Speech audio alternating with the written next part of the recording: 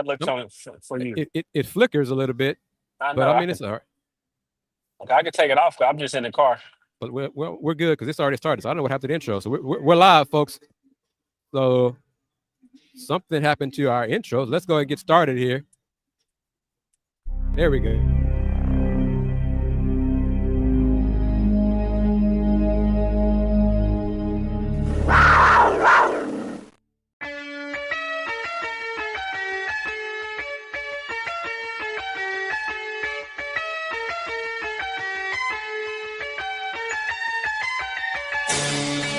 If they do that, they're going to be very, very, very, very tough to beat. That's why Hunter's in right there. Oh, got to shoot a three. Wilson. Oh, and we are tied. What a game. Let's go. Call the five, slam it down. And I don't ever let them forget where we come from. Getting those phones out. Before me acting ignorant, man. Baylor empties it out. Oh, it does. It's going the other way. Second pick of the night. Jeremiah Wilson finishes this one. The dream is alive for Houston. Go Coogs! Let's go! Welcome to this edition of Let's Rage Coogs, presented by the Saxenian Family and Star Pizza. I'm, of course, KG Kris Gardner of the Houston Roundball Review. And with me is my brother Dayon Dunlap. How you doing, man? Oh, man, I'm doing well. Big win in front of the game day, in front of America. We're on the rise, baby. We're officially the cream of the crop. Big 12 comes to us. What you say, Kris? Let them know. We run the Big 12. That's right. There We run this conference. That's it. And we're going to talk again after a Cougs win. Cougs won 68-59 over Iowa State. Fluff McKiver will join us momentarily. Our other coach, Mr. Andy Yanez, is attending a wedding. Not his wedding, but a wedding. So most likely he won't join us this evening. But we're going to talk about it. You guys here with us on the show. Ron HD was the first one with a comment. What an incredible game. Truly an impressive offensive showcase, despite the game being low scoring between the top 10 defensive teams in the country. Iowa State was within reach thanks to their free throws. Miss Wanda, she's been here all day, I want to say. She was here early this morning for game day. So thank you to her as well. But your thoughts on it, Dayon, in terms of any negatives that you saw today, anything that bothered you? Let's just get out the way right there. No negatives. I think I credit Iowa State's defense and when they're able to climb back in the game and then allow us to bust it open because, like the comment, they won the top 10 defensive teams. And so, really no negatives. No negatives outside of, I really don't have no negatives. Of course, it wasn't a perfect game. We could play, well, I would say I take that back. The negative is the turnovers. Probably, if I'm not mistaken, probably most turnovers we had all season. First time that I can remember in a while, we had more turnovers than assists. So, I mean, credit to their defense, but I hold us to a higher standard. We got to take care of the ball regardless of how good of a defense team we're playing. And Milos, I believe, had 4 of those turnovers. So that's the only negative that I'll point out from this game. But other than that, it was a hard-fought win. More positives, definitely. Yeah, the Cougs had a season high, 17 turnovers. Coach Sampson touched on it a little bit in post-game that was they did not handle Iowa State's traps like as well as he'd like. But as you said, as I'm going to say a lot during this edition of LRC, Iowa State's a good team. Hell, Iowa State is a great team. So let's not get it twisted about, this is, the Cougs didn't, blah, blah, blah. Iowa State is one of the top defensive teams in the country, and the Cougs still won. And the bottom line is the Cougs are still 15-1 in the Big 12. They are the top team in the Big 12. Cougs, as Dayon said, the cream of the crop. As I said, we run this conference. We run the Big 12. LJ Cryer came through, stepped up big. Milos Houston stepped up in the first half. Backcourt came through once again. This team is winning different ways to get it done. Yeah, I mean, we got to start with LJ. I mean, we were talking about the most I've seen him create off the dribble, and he was efficient with it. I mean, 28 points, but his efficiency, his confidence, this was unlike the LJ that I've seen before. And if he could play like this, I think he might can play his way into the league. I know we're talking about right now in the moment, but we've had that conversation. That's the only thing why I mentioned it. But what I saw from LJ, I haven't seen him create off the dribble at an efficient rate at the way he was able to do it. I'm talking about step backs, ISOs, heavy, getting into the lane. I mean, he was in his full bag tonight. And Fluff, what are your thoughts? As Fluff McKiver joins us, what are your thoughts on the win, on the game? First of all, how you doing, man? First off, I'm doing good, man. I'm doing good. Man, I think they're good. I got bits and pieces. I had it on my phone going. I'm like, I had to coach like towards like maybe like 9 minutes, 8 minutes, 9 minutes left to go in the game. But what I did see is, Milo's, Crier, he definitely had a great game and definitely created a lot of things off the dribble. But, we talk about, all the time with Ooze, not having the turnovers, but he ended up having four turnovers. But at the same time, I think it was because he was more aggressive with the 19 points. So, we'll take the 4 turnovers for this game because, I mean, he was just out of his mind, like as far as like just being aggressive and just being that leader out there. And like Dayon said, man, Crier he was in what we call it. He was in his bag today. And man, we the best team in the country, man. Like, of course we all biased and all that, man. But 19 out of 20, 34 out of 35 at home, and years past, whatever it is. Man, I just see the hunger in our kids and the fact of us just not going to lose, not wanting to lose.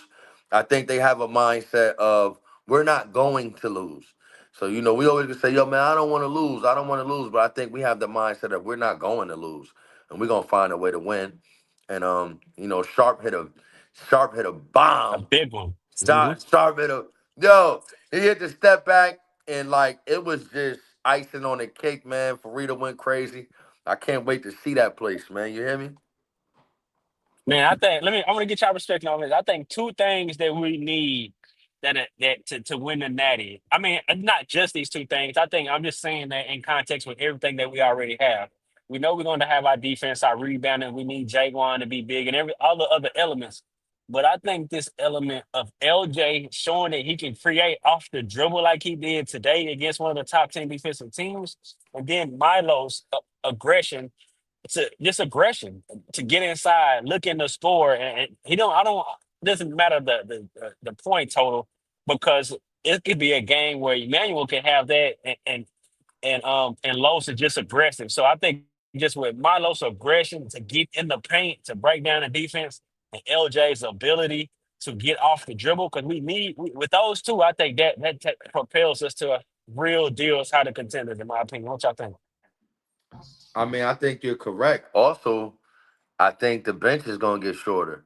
I think the bench is about to get shorter as far as going forward and trying to figure out what we're going to do as far as, rotation wise, because, guys like Terrence, a couple other guys, it's going to get scarce because I think Sharp brings like he brings the other end, but he brings the shooting ability. We touched on it the other game a little bit, and meaning in the fact of spacing.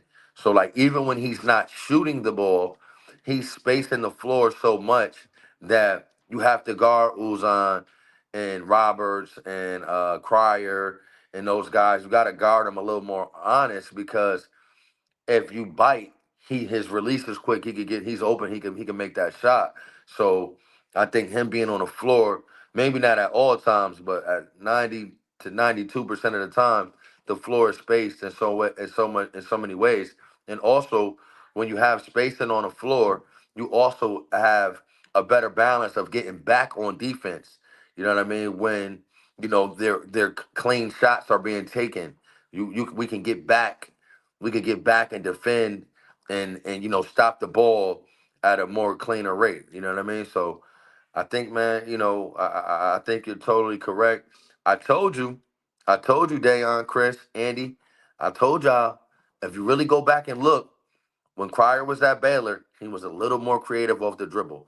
I'm not saying a lot more, but I think he does have that ability. Oh no, you also said, sir, Mr. McKiver, you said one of your first shows to the viewers, the audience that you trust for to lead the way. Yes, I do. You were the one who said it first on the show when some folks had some doubts about if LJ could be that guy. And he has been that guy. And guards win college national championships. Both did a great job of taking the big man out of the game in the low post. It became an ISO game in the second half.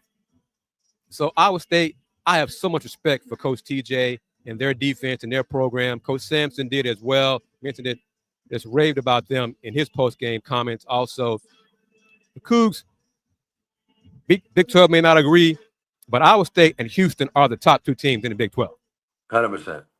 100%. In my opinion, Baylor, I know Baylor got the tip. I know all that. But the last 2 years, Iowa State and the Cougs are the top two teams in the Big 12, and I think have the best chance to advance far in the tournament, both programs. Yeah, last 2 years, no question. No question. So I want to see them play more than once in regular season, but this year it's just rotation how it went. But go ahead, Dan. I'm sorry, man. No. I was just agreeing with you. Last 2 years, no question. I'm with you. Another thing is, man, I think, and we talked about it like when I first started getting on the show, is that Uzan confidence, man, is growing every game, man. If that kid even gets even a little more confident, it's gonna be hard to beat us because he's so steady, even when he's not scoring the ball. Yeah. You don't really see him make see him make bonehead plays, meaning like just silly passes or like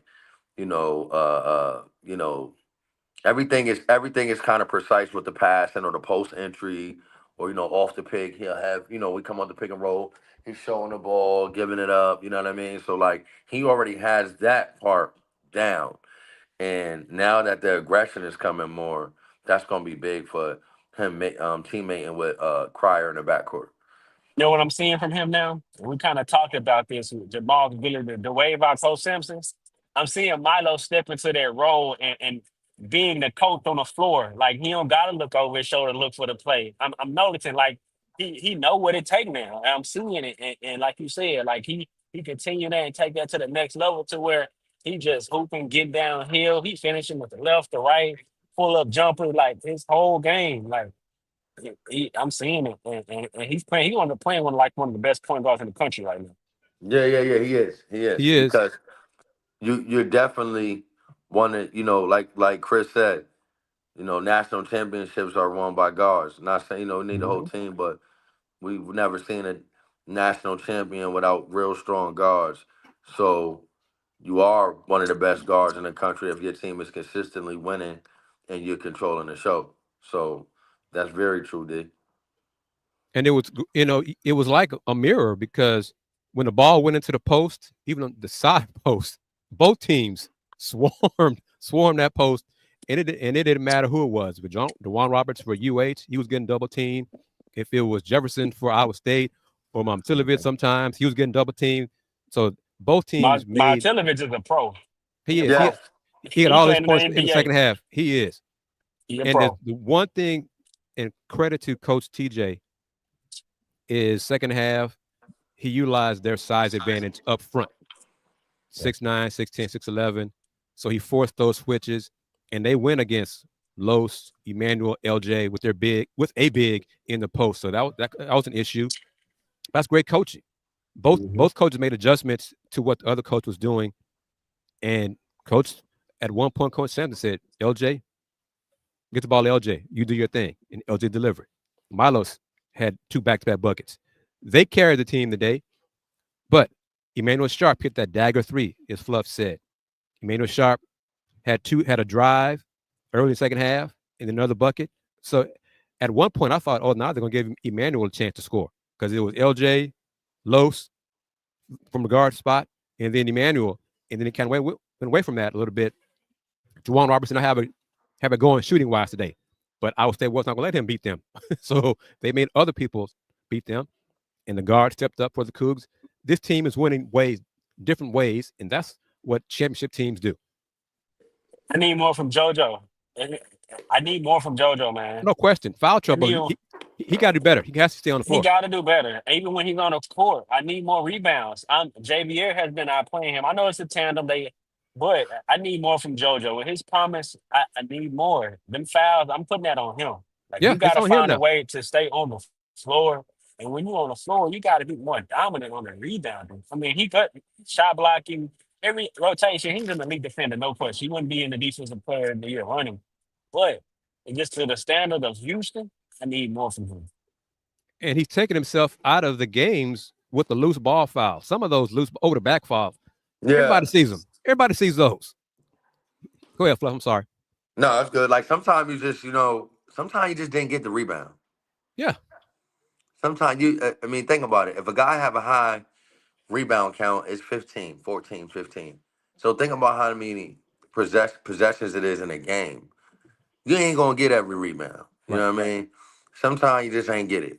You know what I mean? Get back. You know what I mean? So. Oh, this question. Yeah. I hope this becomes an issue. If the Cougs win the Natty this year, will more players leave for the draft? No. Besides the seniors, no. The NBA likes winners, but just because you win the national championship doesn't mean they're going to draft you. So no. I mean, I'm not disagreeing with you, Kris, but a good run and win a natty, somebody like Milos can be going out, no question. Like right now, I don't see him coming out. I think Coach Sampson always says he knows who's coming back. But we win a natty, and he have a great run like he's been having over these last 2 months and continue that. He's what, 6'4"? He's 6'4"? 6'4", 6'5". Yeah, showing he can knock down They love three. that. Like he can They play. love He that can at the play point his guard. way into going into the. Yeah, he can play his way. So I wouldn't rule it out from probably Milos. Probably nobody else. I don't see, but Milos, I can see him. I can see Los. I can't see Terrence. I can't anybody like that. But I can see Los doing that. Yep. But it's a great problem to have. Yeah. Because the first part of that means if they win the natty. Right. Let that happen first, and then we can discuss everything else. But you are watching Let's Rage Cougs, the post-game show, the original post-game show for Houston men's basketball and Houston football. Thank you to the Saxenian family for their support throughout the season, regular season, postseason. Thank you to Mike and Jennifer Pittman at Star Pizza for their sponsorship as well, for supporting Let's Rage Cougs. Cougs helping Cougs. Andy Yanez is not with us. Coach Yanez, if y'all did not hear, had their first playoff appearance. It was 2 years of coaching, but they lost Friday night, so their season ended in round one of the playoffs. But Andy is attending a family wedding today, so that's why he's not with us on this edition of Let's Rage Cougs. Can I give a shout out? Go ahead. Yes, Fluff. Yes, you can. I want to give a shout out to my Booker T Washington team today.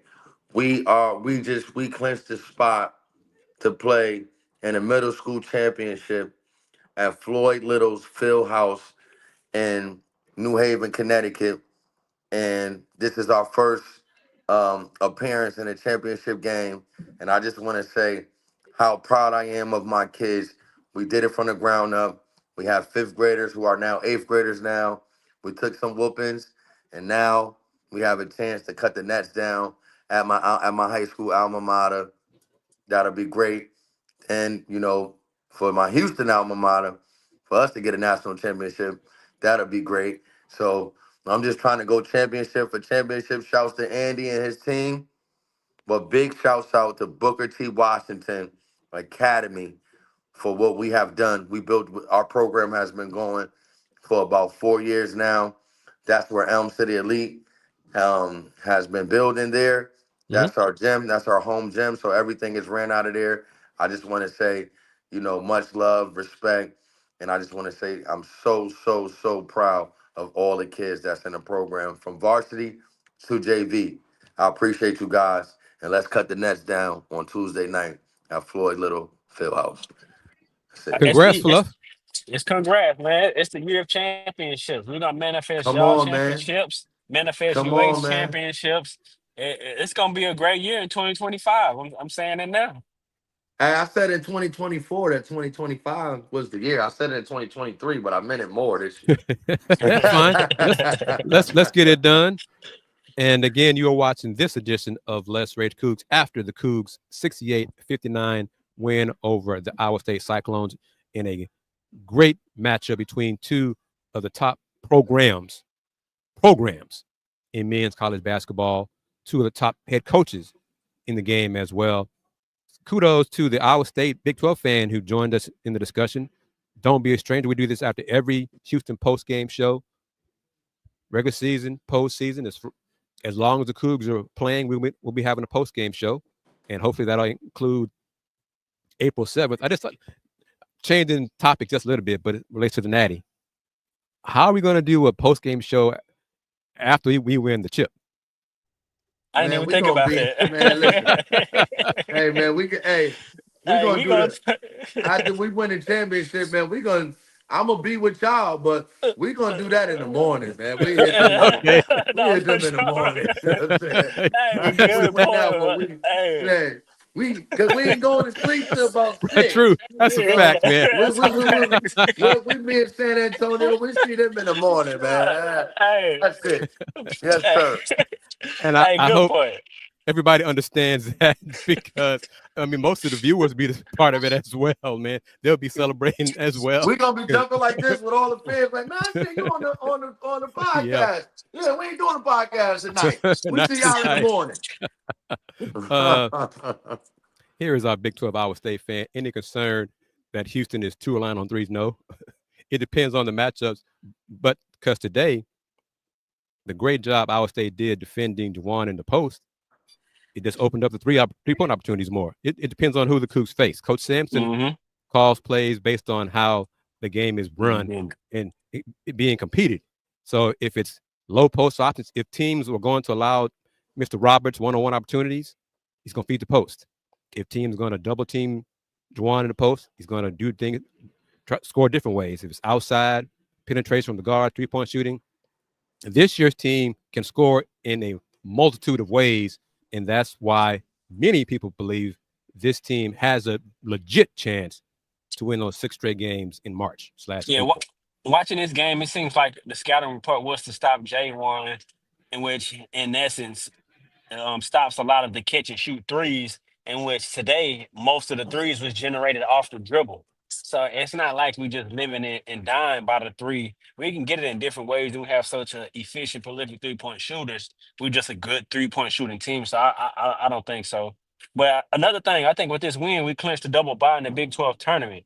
How important is it to not only win the tournament for seeding in the NCAA tournament? I don't believe it's going to be very important for this team, especially unless they lose like the first game of the Big 12. Barring that, I think they're going to be set as a 1 or 2 seed before the Big 12 tournament even starts. But in terms of in the double bye, it ties in with one of the things Fluff said minutes ago, is the rotations getting short. Coach Sampson going 8 players. Okay. So the less games you can play, you have to play in the Big 12 tournament, the better it is. Right. So you're going A deep. The Big 12 tournament is like a dessert. The national championship is the goal. Okay. If they win the Big 12 championship, okay, that's fine. But if they get those 6 to win that championship, that's what we want. that is the goal. So I'm not. And the beauty of the tournament, the NCAA tournament, when you're only playing 8, because most teams, championship teams, only play 8. Rarely do you see 9. You definitely see 10 in that championship runs. Is you got a day off. You play that Thursday, Saturday, and then you advance. You got 3-4 days off before the next game. So it's better on your bodies. The Big 12 tournament, you're playing Friday, Thursday, Friday, Saturday. 3 game, 3 nights. That takes a toll on players. Fluff, go ahead. What I want to say too is, about the being reliant on threes. I think the more we're off, the more defense that we'll play. So, we might get in transition more, we might get in transition more off of deflections and off of turnovers if we're not making threes. Like I think like I said before, I think we just find ways to win. So I don't think we're relying on the three. I think we're actually, if you watch us play, we just take what the defense gives us. We're Yep. not really. It'd be different. We would be reliant on threes if we were hunting threes. Right. Like we don't play to hunt threes. We take the threes when they're there, unless somebody's hot, of course. But you would say reliant if we were hunting them. I don't think we Mm-hmm. hunt them. Yeah, the Cougs only took 17 threes today. You know what I mean? We shot They took 58%. 32s. Took 32s. So only took 17 threes. So yeah. Yeah. I just think people are not used to seeing Houston being such a good 3-point shooting team. But I want to talk about like Kris, you mentioned this in our group chat about LJ kind of stepping into the role that Quentin Grimes had in the sense of what do you mean by that? I want to let you explain it because Yeah, I I said have my 2 cents. he was going in Quentin Grimes mode because there were times when his second year here, when Coach Sampson just basically said, Quentin, you go ahead and you got the green light to carry us. Because I remember his second half, specifically against Memphis. But Memphis, Rice, he took over game in the second half. Quentin Grimes just had the handles, one-on-one, tough pull-up threes, whatever. That's what I mean by Quentin Grimes mode. And LJ did that in the second half today. Okay. Yeah. I definitely see him stepping into that go-to player. I don't really remember. Maybe I got to go back and watch more film. I remember Dayon creating a lot for him. And Quentin stepping up, making those big shots, whether they come off a rebound, step back and making it. But I got to go back. But I just in essence, I agree with what you're saying, and him stepping up into the go-to player, like without a doubt. El Capitan, that's his name. I'm calling him El Capitan, LJ. He ready. Like this game right here, big stage, game day there. Like this what I like to see, man. And he showed me this earlier in the year when I forgot who we played. He had to take 26 shots, but that will to win, like Fluff just He said. scored 30 against Bama. Folks forget about that. He And scored I 30 think against Bama. maybe that's the game he took He can 26 score shots. the ball, man. He can score, bro. He got the will to win, and that's what I'm saying. The way he played today, man, say. And I forgot that's the Texas. I forgot, guys. What's that? Oh man, I forgot, guys, that's a Texas thing. And I used to always say, what do you mean say? So Dayon is saying, this is a sidebar. We got time. Dayon is saying, say, and I'm wondering if you asking me to say something or what. No, yeah. You know what I mean? I used to mess with Laney like that, like, because he used to always say, say, man. And I'm like, say what, bro? You know what I mean? But I'm not going to interfere. I'm not going against Texas. I love Houston, Texas. I love Dallas, Texas. I even love Killeen, Texas. You know what I'm saying? Yeah. But I just it's y'all thing and it's our thing. You know what I mean? Because I'm a That's part just of like it. the East Coast saying, yo, what? Yeah. Okay. Yeah. All right. You got it. All right, yeah. But I would not mind seeing the Cougs face Iowa State in the Again. Big 12. Especially in if they're Kansas fully City. healthy. Because they were But missing yeah. two of their top dogs. But in Kansas City at Hilton South, that'd be okay. But I'd much rather see the Cougs face Iowa State in the Elite Eight or the Final Four, or something like that for the conference, all that kind of stuff. But two great programs, and I enjoy watching Iowa State play. I enjoy they play hard, man. They play and they hard. Play loose. And like as Dayon said, Milan Momcilovic, young fella's a pro. He is a pro. I remember that game winner he hit in Iowa State. I think it was maybe on Jamal. He was just too short. You're too short. Just turned around. It's a turned tough shot. around and faded on him. Yep. Nah, he ready. I seen him today. Nah, he's ready. He's definitely a pro. So and he doesn't trip when he off. Yeah. Yeah, because he missed all his shots in the first half. Yeah. He not scoring the first half. Yeah. He got it done in the second. He was 0 for 7 in the first half and came back 4 for 7 in the second half. He can score inside, outside. Yeah, he's a talented young man. But the Cougs won the game down the stretch. making 7 of the last 9 shots. The guards carried them. LJ, Los, Emmanuel Sharp hit that dagger 3-pointer from deep. And they got it. They got the dub. 15-1 in the Big 12, 23-4 overall. Say it, Kris. This is I like you. Don't be a stranger, Bram Jarvin. Don't be a stranger. He's an Iowa State fan, but he's also a fan of the Big 12. So thank you for. How did you find out about the show? I'm kind of curious about how you found out about Let's Rage Cougs, because one of the things that we want to do going forward is one day all of us are going to be at the Big 12 tournament for Let's Rage Cougs and doing our shows right there, being like Field of 68 or being like I forgot the other crew I'm thinking of, guys out of Waco. Yeah. Get to that point, get to that platform, and meet people. This is for Fluff and Dayon and everybody watching, of course. But salute to today, man. At least 5 different people came up to me and thanked me for this show. Wow. Thank me for watching this show. I saw y'all. I enjoy what you guys are doing. Thank you very much for what you do and I was just, thank you for watching. Thank you. I mean, at least 5 people said that to me. So it is just, we really appreciate it. Spread the word. And Kris, talk about the atmosphere, man, and how big it is having game day there, the atmosphere. Just talk about that and fans, because we always talk about how Houston are fair with the fans, but we got to give them credit, man. It was great. It was great, and I'm not going to. I'll just say the administration was happy about the great support for game day early. It was a great crowd early. Game day, the doors opened like, I think officially 7 o'clock in the morning, but folks out here like 5:30 a.m. to start lining up. Big time. So it was a great crowd, great vibe.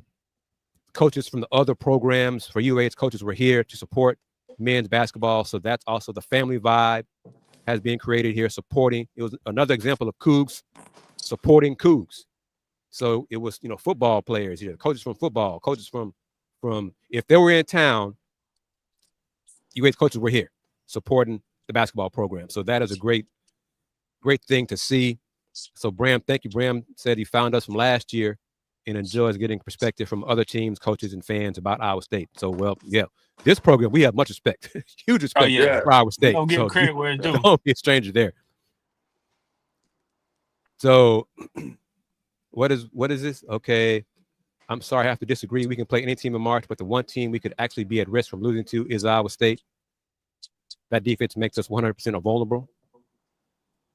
I mean, we can lose to anybody. Lose to anybody. It's a competition. I like the competition. That's what, and it's a one and done.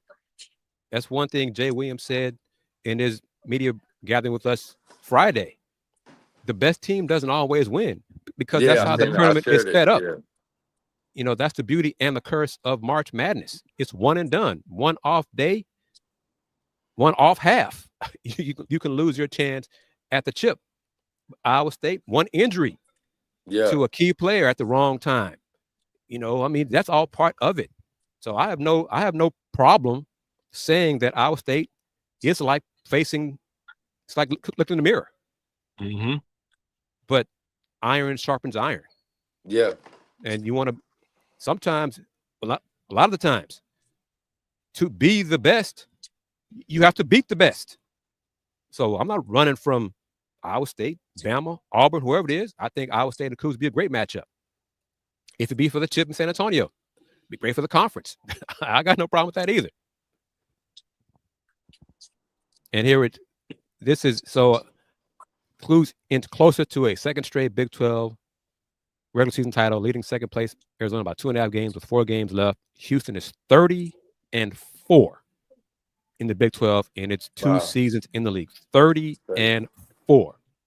I saw a stat where Houston has won 88.2% of their Big 12 games, and when we were in America, we won 88.8%. So, people were saying, and I still see people heckle Houston and saying like Houston is I saw a tweet they put in one of my group chats, is a Gonzaga, but with Gonzaga with, I forgot what it was, Gonzaga with food stamps or something like that. Haters gonna hate. Haters You know, gonna hate. bro. that's why winning the chip is the last thing to prove. As Dayon has said it, that's the last thing to prove because the Cougs, Houston Cougars men's basketball is nationally relevant. It's Yeah. respected by everybody for being a consistent program. Winning the chip is the last thing that's left Right. to accomplish. And I that, watched a clip with Coach Sampson talk about. They asked him how does he maintain culture, and I would love to get Fluff's perspective on this, being a former player and a current coach. And one of the things he credited was his coaching staff and their camaraderie together, and the trust that they have together. But the parents and the players having good character and willingness to play for something bigger than themselves. One of the things that he said was players coming in and all the clippings about all you did before you got here don't matter. Now it's about playing winning basketball. And what's your take on that, Fluff, from maintaining a culture and even in establishing a culture, which has Houston has us, like Christian said, a national relevant program year in, year out. Fluff, wake up, brother. I think that, you know what I'm saying, as far as with the culture, I think Samson just has a way of, like it's his way or the highway, you know what I mean? And if you don't get on board with that, you know what I'm saying, that means that shows to the team that you're not into winning at a high rate or winning all the time. You know what I mean? I think he's been doing this for so long that he's able to decipher who was really about winning, who was really fake hustling, who was really closing Mm-hmm. out on defense, who you say you want to play. You say you want to play, but when I'm in practice, I really only see you go hard on offense. But you're saying you're supposed to play better than a guy that's playing more defensive than you, but you're really only a little better offensively. So that makes the guys fight for minutes defensively. And I'm not at practice, but I'm just going on just, from being a player. Yeah. It seems like guys are fighting on the defensive end to see who plays. You know what I mean? So the Mhm. best defenders are going to play. It's a finesse because, of course, we need offense, but I think that's how he's getting the guys to conform to the ways that he wants. Put And yourself in. Let me follow real quick. Put Mhm. yourself in LJ's shoes, because you were a prolific scorer, and playing for a coach who demands so much defensively. When you can score like you can, would it be easy for you to you know what, I gotta buy in? I mean, you gotta be on the floor, but what would it be like for you being a prolific scorer and kind of got to set the tone from defensively when offensively? I don't want to say that's your calling card, but that you're just such a prolific scorer. Well, for me personally, I got to, go back to being 21, 22 years old. Uh, You can still score 30 a day, even you. I'm up now. Yo, yo, that is hilarious. Yo, it's so funny. It's so funny. When he said that, I mean, when he said, I think you can. He said, he texted me that. I said, Yeah, I didn't say even. I didn't say. I went back. The transcript said it. I didn't say even. Dayon just said think, even you. Yeah, Okay, think, he okay, said okay.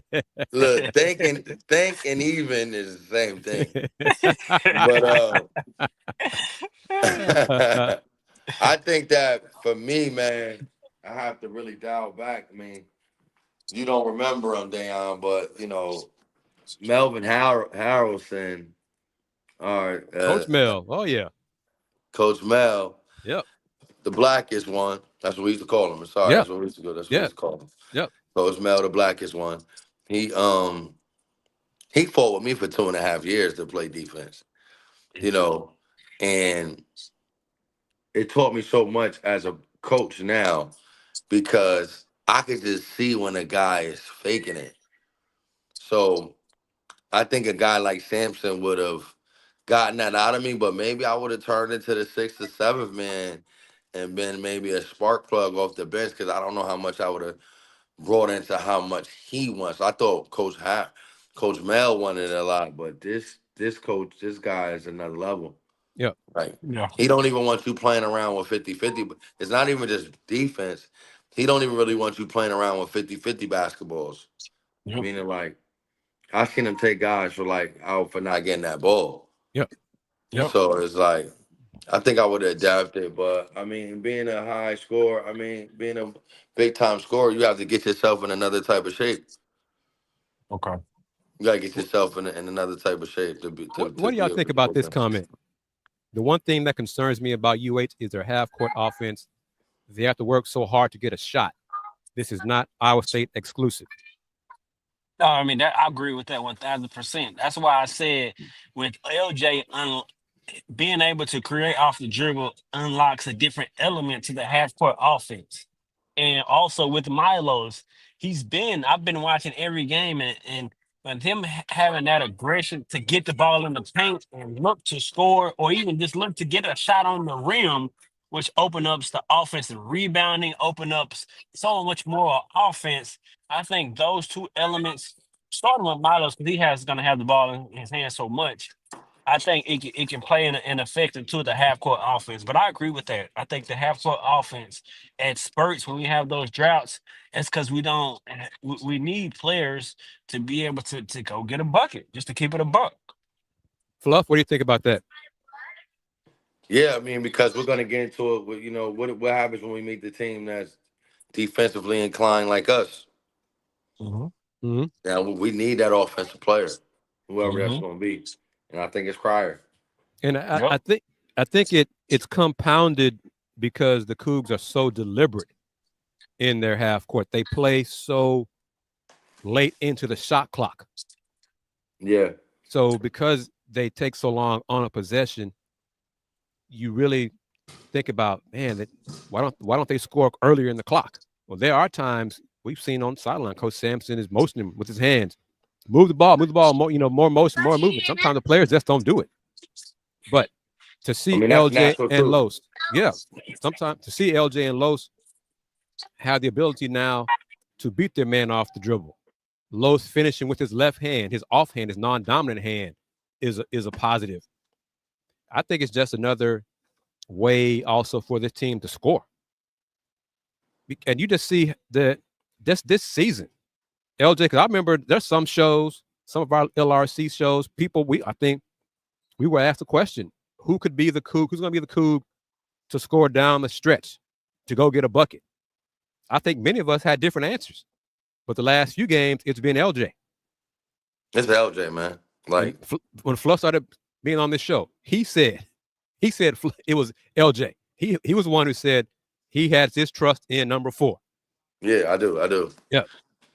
I liked LJ last year, Yeah. Like, I thought LJ was good last year. You know what I mean? Like, he had some moments last year, but I think this is his time.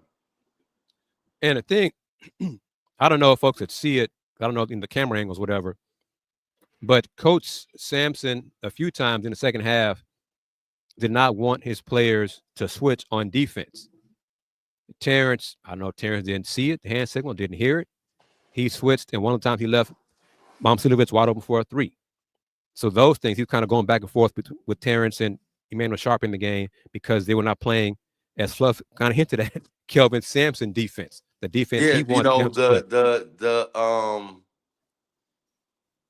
that extra step, like, meaning like, how you slide, and then like now you lunge. You know what I'm saying? Instead of really all the way going to the guy, I think that you can't fool him with that. Like, you can't. Like, he knows when you're locked in 100% defensively. He got after Juwan Roberts, hand down on I think the 1-3 Momcilovic hit. Well, the first one he hit. He was like, make him dribble. You challenge that shot more. You weren't aggressive. You were not as close as you thought you were on that play. So it was just Coach Sampson. He is a perfectionist on the defensive end for that effort. For the Kelvin Sampson defense, he expects so much from his players. That standard for him defensively is very high. But LJ, the offense, the efficiency, Dayon touched on it, the efficiency, 11 for 17 overall, 5 for 7 from 3. I think this is that game. I think I hinted at it maybe like 3 or 4 shows ago. I wanted to see him have a breakout game. Get the points at a high efficient clip. He did it today. He got it done. He stepped up when the Cougs offense just bogged down. He stepped up and hit 3 straight buckets. He had the step back game working. He was in his bag, as Fluff has said. He was in his bag. And it's just another great win. Quick turnaround because you got to go to Lubbock and play on Monday, big Monday night. That's going to be a tough one.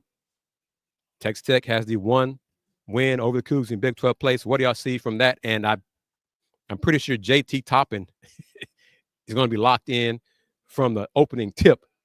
And hopefully does not have that same referee to toss him for that's an awful decision on that ref. But anyway, your thoughts on the matchup on Monday? Yeah, I mean, we're going into a dogfight, man. And we win by 1 point and we get out of there. Coach Beard is a great coach. Rick Pitino has some great words to say about him earlier today. I seen on social media. I think he has his kids. He's a little louder than Samson, but I think he has the same mindset defensively as far as how he wants his team to play. But I think we edge him out. I think it'll be a barn burner. I don't think we'll, blow him out or anything like that. But I think we, beat them by 3 or 4, and we get out of there. You know what I mean? Like that's Coach what I think. Grant McCaslin, and he had probably something to say too because he got tossed because he was upset at JT getting tossed. So right. Monday's game is going to be fired up because I know the Lubbock fans, and it's a late game too. 9 o'clock. No, the Waco game at 9 o'clock Central, 9 o'clock your time, Eastern time. Right. I think that's right. But Texas Tech fans, it's a Monday, so they may not be as filled with adult refreshment as it would be on the weekend. They're gonna be lit. They'll be lit because it's late. So it's a big game for them. They calling out. They calling out from the game. Oh yeah, so that's gonna be something. So Dan, what are your thoughts boss, on man? that? I ain't coming in tomorrow. I think it's gonna be battle of the guards. I think their guards outplayed ours last game, especially when JT went down. I think 0 was his number. He had a really good game. So we gotta really be able to guard. I think we got to be able to keep the ball in front of us and really guard. But it was one of the times that a team was tougher than us on our home floor. So I think Coach Sampson is really, really going to challenge the group, and I think they're going to come out with a point to prove. And like Fluff just said, I'm expecting a close game, but I think we pulled out down the stretch with our defense. I think we're going to really buckle down and really be able to guard the basketball better than we did last time. And just the way that Milos is playing, Milos and LJ right now, I think we're trending upwards, and I think we're going to continue that on the road, back against the wall crowd. I think that fuels us. There's not many programs where we on the road and all that, everybody against us. That fuels us and makes us go even harder. So I'm expecting a close game, but I expect us to pull out the win. But one thing you touched on it. Coach Sampson said it after the game, after the loss to Texas Tech. He said it. He repeated it again earlier in the Zoom call. Texas Tech was a tougher team in the first matchup, so he is going to challenge. He's probably already forgotten about today's game against Iowa State and begun challenging his team to be tougher and better prepared and more locked in and more physical from the opening tip Monday night against Texas Tech, because he will not be happy if Texas Tech is a tougher team a second time against his Houston Cougars. Looking forward to that matchup. Cougs have another chance to officially clinch everything, Big 12 outright. And get those buys. But the buys are pretty much done. I think they're done with today's win. I think it was a tie. BYU could have tied them if they won out and the Cougs lost out. Well, that didn't happen today. So with today's win. So now the next thing on the list to accomplish is winning the regular season championship. And then if you want to, if it's important to you, win the Big 12 championship. But the most important thing to me and Fluff and Andy and E.I. Crabtree and A-Town Big Dobbs is to get those 6 wins and wrap it up in San Antonio. And if you missed it, we said it a few minutes ago. And we're serious about it. The Cougs win the national championship. Man, we see y'all in the morning. We're going to see y'all in the morning because we are not going to be doing a post game. Because we are not doing a post game show after the Cougs win the championship that night. About Final Four in San Antonio. Can I tell it? It's about Bobby Huggins. No? Is it clean? Well, you got to think about it. So I'm going to say no then. If you got to think about it. Yeah, tell it to us off there. Tell it to us off there. Yeah. Because I got buggy stories too. Because we were talking San Antonio. Yeah, so my senior year, the Final Four was no. later. So Later. Yeah, off the air. Gotcha. All right, everybody. On that happy note, we're gonna wrap up. I'm gonna give it to. I'm gonna go first, and then Fluff, and then Dayon close out as usual. But thank you, as always, for watching the Let's Rage Cougs post-game show presented by Steve Saxenian and the Saxenian Family, and also Star Pizza, Mike and Jennifer Pittman, for their support as well, being secondary sponsor of Let's Rage Cougs. Let's Rage Cougs is the original post-game show for Houston football and Houston men's basketball. The Saxenian Family has sponsored this show from the beginning, regular season, postseason.